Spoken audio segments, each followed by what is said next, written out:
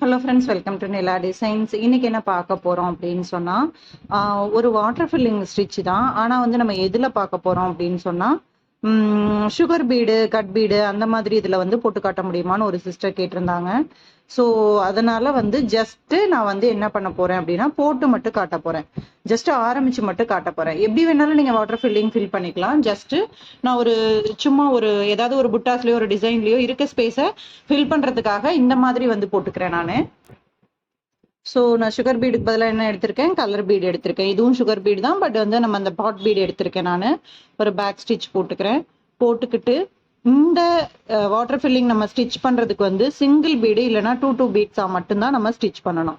அதுக்கு மேல நீங்க ஸ்டிச் பண்ணீங்கன்னா அந்த வளைவு வந்து உங்களுக்கு வராது, அந்த பெண்டு வந்து வராது. இப்ப கொஞ்சம் ஸ்ட்ரெயிட் லைனு, அடுத்து எனக்கு வளைவு வருது.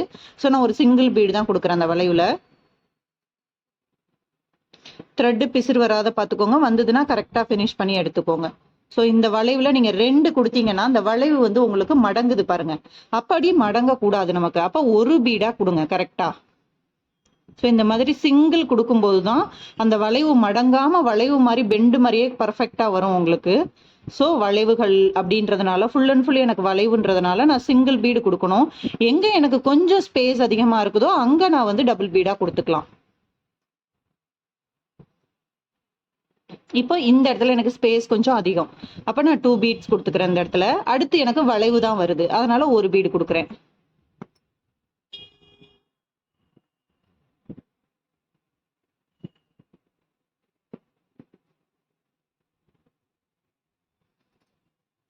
இப்போ இந்த இடம் வளையறதுக்கும் ஒரு பீடு தான் கொடுக்கணும். கொஞ்சம் சோம்பேறித்தனப்பட்டு 2 கொடுத்தோம்னா அந்த டிசைனே நமக்கு ஆக்வர்டா போயிடும். ஸோ ஒரு பீடா அழகா நீட்டா ஃபினிஷ் பண்ணிட்டு வாங்க.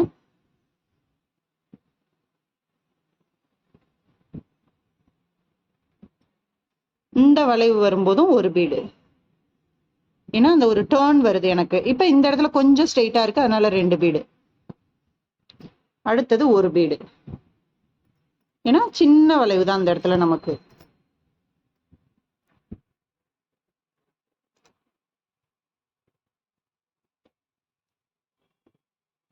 கொடுத்துட்டு இந்த இடத்துல கொஞ்சம் நீட்டா வருது இல்லையா, அப்ப 2 பீடு கொடுத்துக்கிறேன். அடுத்து ஒரு பீடு. அடுத்து இங்கேயும் வந்து ஒரு பீடு தான் நம்ம கொடுக்கணும். அந்த டேர்னிங் எங்கேயுமே நீங்க பேக் ஸ்டிச் போடணும்னு அவசியமே கிடையாது.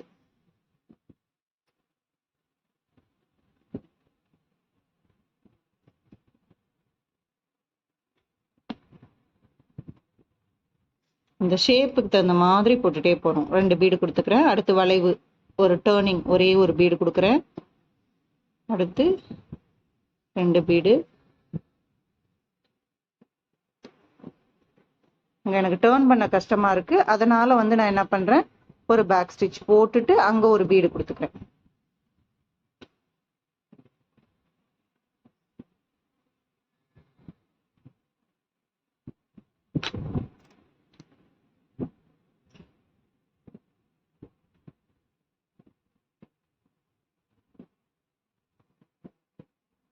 ஸோ நம்ம என்ன ஸ்டிச் அப்ளை பண்ண போறோம்ன்றது முக்கியம் இல்லை, அந்த ஸ்டிச்சை நம்ம எப்படி கொண்டு வரோன்றது தான் ரொம்ப முக்கியம்.